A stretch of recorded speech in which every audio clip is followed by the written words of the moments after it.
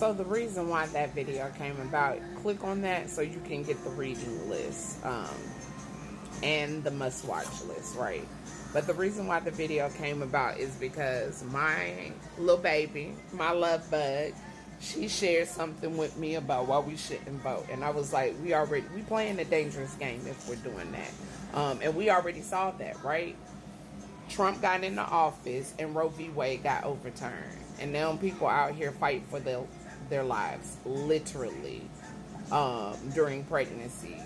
And we've seen the chaos that ensued, and yet we're going to make the same mistake. The reason why it is imperative to read those books and to watch that material, because as I stated before, we are playing a game of chess with chess masters. These people are not like barely playing chess. These are chess masters, and we're playing with them, and we're using a checkers mentality. We will always be behind. We will always lose.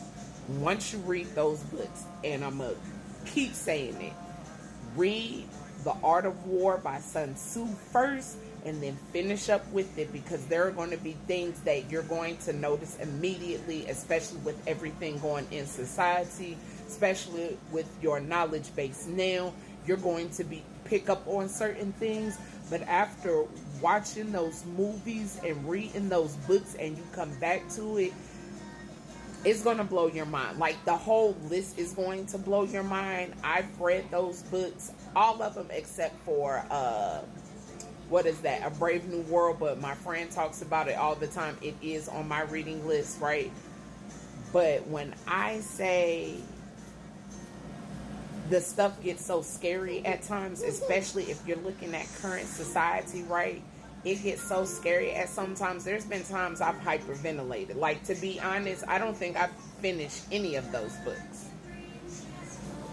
Yeah, that's crazy. I got them though, but I have not finished all of those books because it gets too scary. Like, that information gets so deep, and some of that stuff is cross-referenced and all of them, that it's like, yeah, it's depressing at times. It's about as depressing as what we think our lives are. But we've created this. And that is what that list is going to teach you. And The Art of War is going to teach you how to maneuver.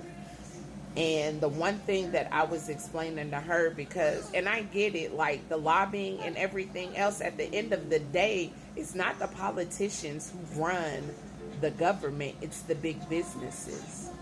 And so, as I was talking to her, I was explaining, if you read, if you digest these materials, the one thing you will come to understand is that sometimes in order to win the war, you have to be willing to lose a battle. So that means picking the lesser of two evils. You know what I mean? I just seen a video posted by somebody else whom I love and respect. I do. And it was saying about voting for Biden, who funds the war for peacetime. And that's not true. American Conspiracy is going to show you that, because they did the same concept with Ronald Reagan. Even if Trump had been in office, that shit still may have happened. And I'm going to tell you now that when Trump gets in office, it will most likely cease fire. And it's not because Trump is the good guy. It's just they want to boost your morale and give you that satisfaction of, I made the right decision, all the while turning back your rights. And the reason why I say you're already 5 steps behind if you haven't developed your community, because Project 2025, the mandate on that, has made, if they deem anything as anti-government, and what does that mean? Anti-corporations, then they will use martial law on that. Which means if you're creating and buying land and creating these communities where you're bartering and you're not really participating in government and in big business, they're going to make you a target of the government. And it's in Project 2025. That's what we're moving to. We can act, and that's the problem with American society right now, is we act as if we're not playing a game of dodgeball, and as long as we close our eyes and stuff, that we won't get hit with stuff. And it doesn't stop the ball from coming. It doesn't. And so that, like, I'm going to keep saying this is the reason why you have to read. You have to get your comprehension skills up, and you have to see more, and you have to see the bigger picture. As of right now, the only thing that we can do is if we stop participating in purchasing anything from big businesses. But the problem with that is the cost of everything is so high, they're going to make that harder. They, like, the game is crazy. Read those books. Understand that the tactics they're using, and then maybe if we stop fussing and fighting and dividing ourselves, if we put our ego aside, that's another reason why I put pursuit of attention in there. If we put our ego aside and actually work together and listen, we can actually make a change that would work. Just like y'all boycotting these particular businesses and starving the rich, let me tell you, they're still eating. If you talk to anybody that has done case studies, that has went to school for business and they actually did case studies, they could tell you that all of these people sit on each other's board. There was another documentary, I don't know the name of it, some of you probably already seen it, and it's how they talked about how the rich keep the funds circulating within the rich community, like how they have these charities where they're able to write off on their taxes, but they're basically just funding each other as charity. It was a whole documentary, I want to say about 10, 15 years ago. You know what I mean? It's the same thing with their businesses. So they might do competition and make it seem like to you they're competitors, but it's friendly competition because they all sit on each other's board. So you can boycott Nabisco, and he's on his competitor's board, so he's not making the money that he wishes to make, but he's still making money. And you know how that happens? What ends up happening is, so they can keep their riches, you know what happens is when that money starts drying up, get off your sister.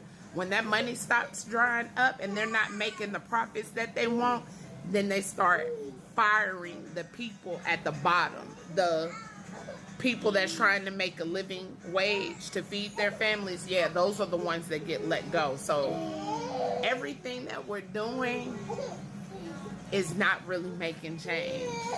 That's the reason why I was permanently banned from social media, because I started hipping people to stuff like that, because that type of information and having that type of understanding is what can really unravel.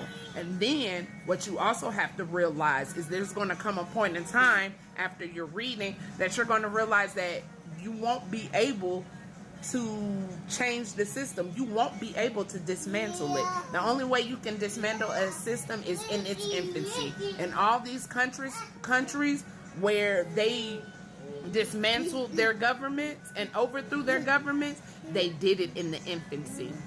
They did it in the countries, well, not in the country, but in the, they did it in its infancy. And what has been going on for hundreds of years now. And there are going to be people that absolutely subscribe because they don't want to do the other thing because it's scary.